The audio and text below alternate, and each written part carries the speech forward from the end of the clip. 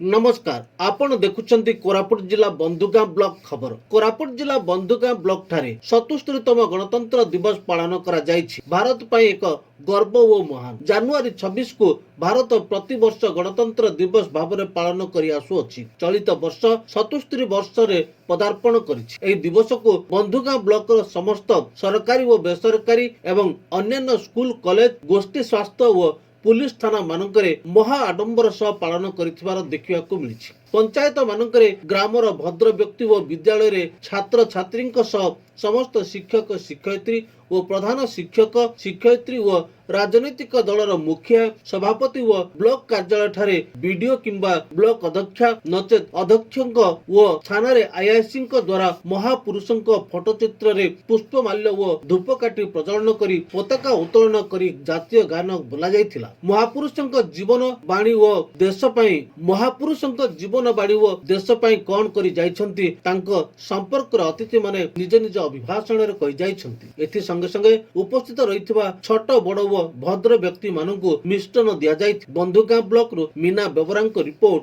टीवी7 Odisha.